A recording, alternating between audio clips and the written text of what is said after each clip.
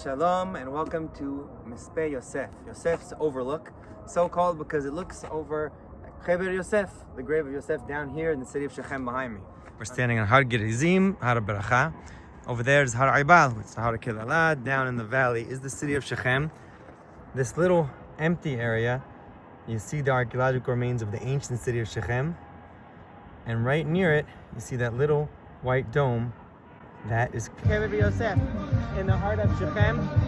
There you can see the building of the Kever, and we have the zechut to learn here by Kod Nazir Hav. And I came here to talk about the 15th of Mar Ḥeshvan. What's so special about that date? What does it have to do with this place? What's the story? First, before we start the story, the month of Mar Ḥeshvan, something to know about it, is like any other month in the Hebrew calendar. It has its mazal, its zodiac sign, and that mazal is the Akrab, the scorpion. That's the constellation that's in the sky during the month of Mar Ḥeshvan. That will become important to the story about the 15th of Mar Ḥeshvan. Let's begin by looking at Sefer Melachim, Aleph Perek Yud Bet. There is told the story of the split between Malchut Yudah and Malchut Yisrael. It starts when Jeroboam Melech dies, and then his son Rehoboam is said to become the next king.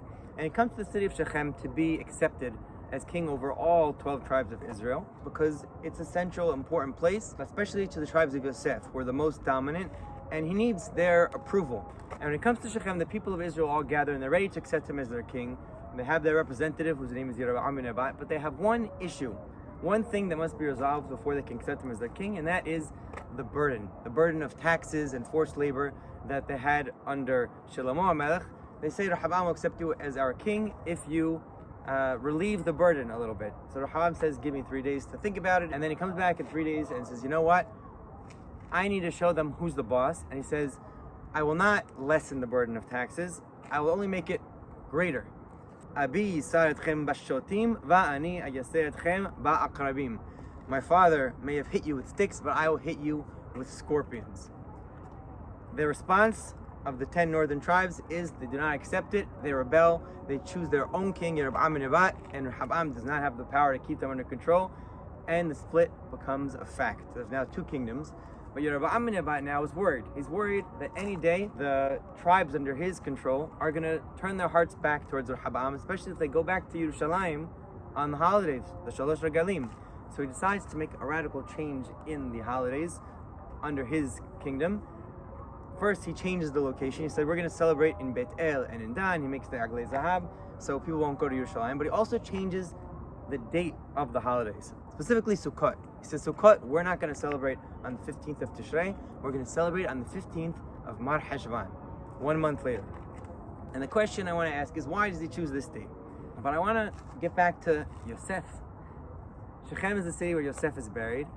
And one thing we know about Yosef is when he was thrown into the pit, it says, V'habor riq en bo maim, but our rabbis teach us, Avol nahashim v'akrabim yesh bo. There were snakes and scorpions.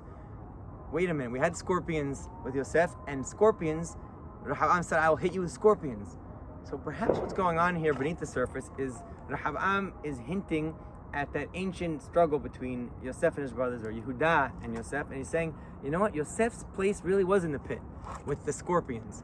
And he's hinting it out, I'll hit you with scorpions. And it was Yehudah who said, let's take him out of the pit and sell him. So Yehudah sort of saved his life, but you, tribes of Yosef, you owe us one, and therefore it's my right to make you my slaves and to force you to work and give you taxes. That turns them away, of course.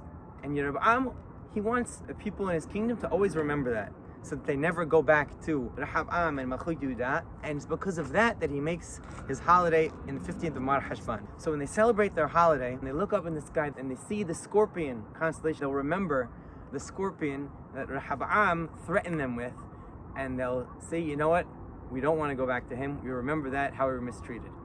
So something interesting to think about in the month of Mar Ḥeshvan. Hopefully we'll learn the lesson and be united once again, as it says in Sefer Yehezkel about Yehudah and Yosef being united, being one people. Thanks for watching.